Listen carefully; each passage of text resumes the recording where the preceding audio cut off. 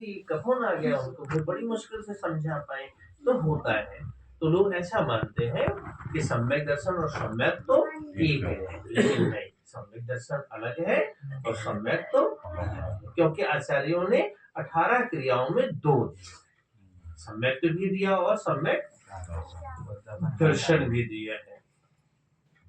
तो ये जो मुनि कहते हैं कि श्रावक को सम्यक तो हो सकता है, सम्यक दर्शन नहीं हो सकता, तो एक अपेक्षा ठीक है। नहीं सर, ये कह रहे हैं कि सम्यक दर्शन पहले होगा फिर सम्यक होगा। वो छूट जाता है। अच्छा, छूट जाता है। हाँ, वो छूट जाता है ना, और वहां नहीं छूटता। छठवें साल हाँ, वहां छूटता नहीं है ना, वहां रतन तरह बना रहता है, और छूट जाए तो नीचे गिर जाएंगे, है ना। तो जो छठवें सातवें में झूलेंगे ना, उनका सम्यक तो बना रहता है, सम्यक दर्शन बना रहता है, श्रद्धा प्रतीति बनी रहती है। प्रतीति बनी रहती है, इसलिए अपेक्षा है वहाँ, क्योंकि वहाँ रतन तरह तो होता ही होता है। इसलिए ऐसी डॉक्टर सरस को आप जानते हैं जी। में ऐसे ही कई लोगों की जिज्ञासा रहती है। एक बार उन्होंने भी हमसे पूछा, वो शाम को आए मिलने के लिए, बोले महाराज जी शुद्धोपयोग चौथे गुण स्थान से प्रकट होता है कि सातवें से होता है। उस समय विशुद्ध सागर जी थे वहां, तो उनकी चर्चा हुई होगी। तो ये चूंकि स्वाध्याय से जुड़े हैं, तो इन्होंने कहा कि महाराज जी शुद्धोपयोग चौथे गुण स्थान से शुरू होता है, और उन्होंने कहा कि नहीं, शुद्धोपयोग 7वें गुण स्थान से शुरू होता है। वो हमारे पास आए शाम को मिलने के लिए, तो उन्हें हमसे पूछा, बोले महाराज जी ये चौथे गुण स्थान से शुरू होता है शुद्धोपयोग की 7वें से होता है? तो हमने कहा चौथे से भी होता है, 7वें से भी होता है, और 12वें से भी होता है। उनको एक 9 घूम हम तो एक ही समस्या से नहीं निपट पाए, हमने दूसरी से बोले चौथे से भी होता है। हमने कहा 7वें में भी होता है और 12वें में भी होता है। तो बोले कैसे, थोड़ा डिटेल बताओ। हमने कहा द्रव्यानुयोग की अपेक्षा चौथे से होता है, द्रव्यानुयोग की अपेक्षा चौथे से। स्वानुभूति जो हुई वही शुद्ध एक बार हो गई माने, जो भी जितना भी समय मिला शुद्धोपयोग का समय रहता है। तो द्रव्यानुयोग की अपेक्षा चौथे से होता है, और चरणानुयोग की अपेक्षा 7वें से होता है। चरणानुयोग की अपेक्षा 7वें से होता है। तो हमने और बोली 12वें से, तो हमने कहा करणानुयोग की इच्छा 12वें से होता है। सही है, ये सही। करणानुयोग की अपेक्षा 12वें से होता है। क्यों? क्योंकि 10वें गुण स्थान तक तो सूक्ष्म लोक चलता है। जब उपयोग के उसमें सूक्ष्म लोभ चल रहा है, तो उपयोग शुद्ध कहाँ होगा? लोभ तो चल ही रहा है। 11वें में उपशम हो जाता है, लेकिन 12वें में क्षय हो जाता है, तो शुद्ध उपयोग तो वहां होता है पूरा। तो वो अपेक्षाएं समझना जरूरी है। सही है। तो इसलिए सम्यक तो आपको भी हो सकता है ना। आप ऐसा मत सोचिए। हमने एक दिन कहा था ना, आप में से कई लोगों को भी, लगभग सब लोगों को भी कभी ना कभी सम्यक दर्शन हुआ होगा। महाराज जी अपन को पता नहीं चलता कि उसमें जैसे किसी को सम्यक दर्शन हुआ है। हाँ, पता चलता है, जैसे अब भूल भी जाते हैं। कितनी चीजें ऐसी होती हैं जो भूल जाता है आदमी। जैसे आपको कितनी सारी चीजें हुई होंगी, लेकिन बहुत सारी चीजें भूल गए होंगे। लेकिन जब होगा तब तो पता चलेगा। तब तो बिल्कुल पता चलेगा। 2 ही चीजों को पता चलता है समय दर्शन। तीसरे किसी को पता ही नहीं चलता। 2 ही लोग हैं जिनको पता चलता है। एक तो केवल ज्ञानी को पता चलता है जी, और एक होने वाले को पता स्वयं को जिसको हुआ है ना, दूसरे को पता नहीं चलता। मने पर्याय ज्ञानी को भी सम्यक्त्व का पता तो चलता है, लेकिन अनुभूति के रूप में पता नहीं चलता। उन्हें कर्म के उपशम के रूप में पता चलता है, या क्षयोपशम के रूप में पता चलता है, या क्षायिक के रूप में पता चलता है। वो क्योंकि जो मन पर्याय ज्ञान होता है, अवध ज्ञान होता है ना, वो रूपी पदार्थों को विषय बनाता है, अरूपी को नहीं बनाता। अरूपी को बनाता तो केवल ज्ञान है, है ना। अरूपी को कौन बनाएगा? केवल ज्ञान। और आत्मा है अरूपी, तो अरूपी का जो अनुभव हुआ है वो किसे पता चलेगा? केवल ज्ञानी को। या तो वो जाने, और या फिर वो जो जीव है वो खुद जानता है कि मुझे अंदर में सम्यक दर्शन हुआ। भले वो नाम दे पाए चाहे हो सकता है वो सम्यक दर्शन नाम ना दे, लेकिन अनुभूति जो होगी वो उसे पता चल जाती है। इसमें थोड़ा सा प्रश्न करें। हाँ बोलिए। ऐसा हमारा मतलब ना समझ नहीं है तो आपसे पूछ रहे हैं हाँ बताएं। कि जैसे मति ज्ञान और श्रुति ज्ञान, तो मति ज्ञान और श्रुति ज्ञान तो इंद्रिय और मन की सहायता से होता है, हो? और जब सम्यक दर्शन होता है तो अतीन्द्रिय ज्ञान में होता है। हाँ। तो ये कैसे हो जाता है? तो ये मति ज्ञान जो होता है, शुद्ध ज्ञान जो होता है तो आत्मा का ज्ञान। हाँ गुण तो आत्मा का है जी। तो जब आत्मा ही का गुण है, और मति ज्ञान शुद्ध ज्ञान जो इंद्रियों के माध्यम से होता है ये बाहर से होता है, लेकिन अंदर में इंद्रियों के माध्यम से नहीं होगा, अंदर में जो स्वयं का होगा। अच्छा, उसमें भी भेद है माने। भाई इसको छुएंगे तो इंद्री लगेगी, देखेंगे तो इंद्री लगेगी, लेकिन जब भीतर ही होना है तो वहां इंद्री नहीं लगेगी।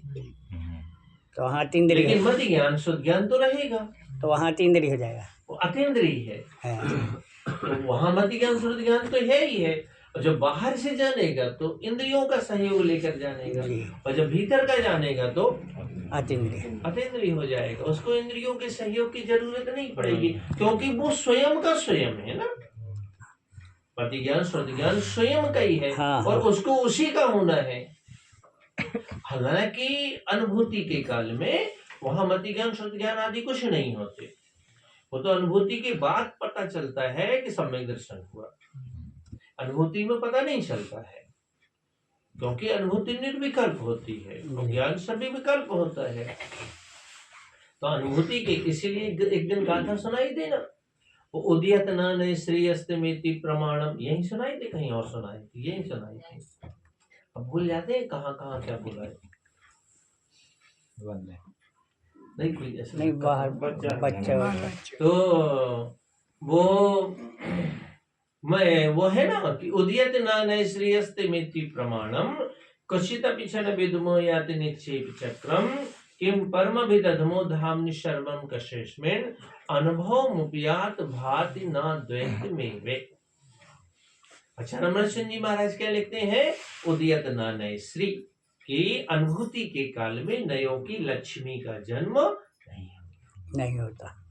उदयत न श्री अस्तमेति प्रमाणम, वहां प्रमाण भी अस्त हो जाते हैं। प्रमाण का मतलब सम्यक ज्ञानम प्रमाणम, सम्यक ज्ञान भी वहां अस्त हो जाता है, वहां सम्यक ज्ञान भी नहीं रहता, क्योंकि सम्यक ज्ञान भी विकल्पात्मक ज्ञान है, इसलिए वो भी नहीं रहता है। अस्तमेति प्रमाणम क्वचिद अपि च न विद्मो यात निक्षेप चक्रम, क्वचिद अपि किसी भी प्रकार से, क्वचित अपि च न विद्मो विद्यमान नहीं रहता है, क्वचित अपि च न विद्मो यात निक्षेप चक्रम, ये निक्षेपों का जो जाल है ये भी वहां विद्यमान नहीं है। और आचार्य कहते हैं कि अनुभव भव मूर्ति क्या है कि क्वचित अपि च न विद्मो याति निक्षेप चक्रम किम परम विदधमो धामनि सर्वम कशेष्मिन। किम परम विदधमो, पर का किंचित मात्र भी वहां प्रतिभास किंचित मात्र भी पर द्रव्य का वहां प्रतिभास नहीं होता।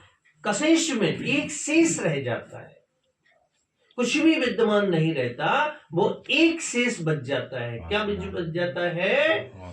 वो जो चैतन्य स्वरूप है वो शेष रह जाता है। क्वचित अपि च न विद्मो याति निक्षेप चक्रम किम परम विदधमो धामनि सर्वम कशेष्मिन अनुभव मुप्याति, अनुभव के काल में अनुभव मुप्याति भाति ना द्वैत में वे, द्वैत भाषित तो नहीं है, यहाँ तक कि दर्शन ज्ञान चारित्र भी भाषित तो नहीं, क्योंकि वो अखंड आत्मा का अनुभव होता है। जी। वहां भी अनुभव नहीं होता, न दर्शन का, न ज्ञान का और न चारण का। वहां ये नहीं रहता कि ये सम्यक दर्शन है, कि ये सम्यक ज्ञान है, कि ये सम्यक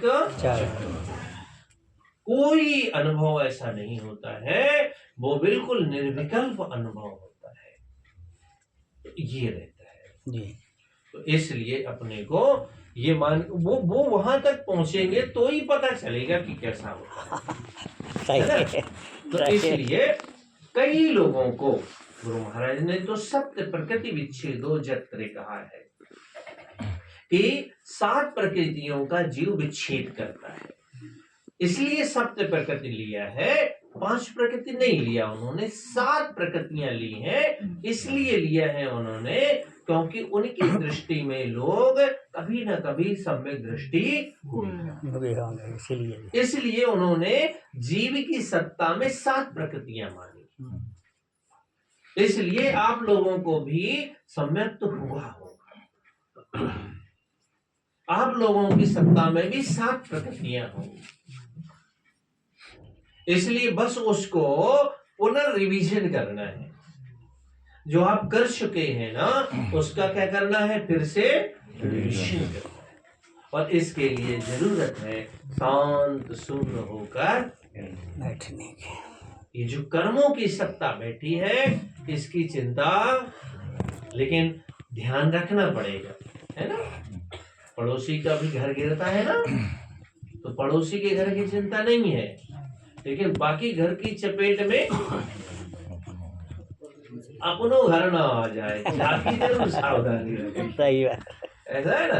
तो कर्म भी, शरीर आदि जो संयोग है, ये सब पड़ोसी है, तो इनकी चपेट में ना आ जाए, इतना अपने को सजग रहना है, इतना अपने को सावधान रहना है। सही है।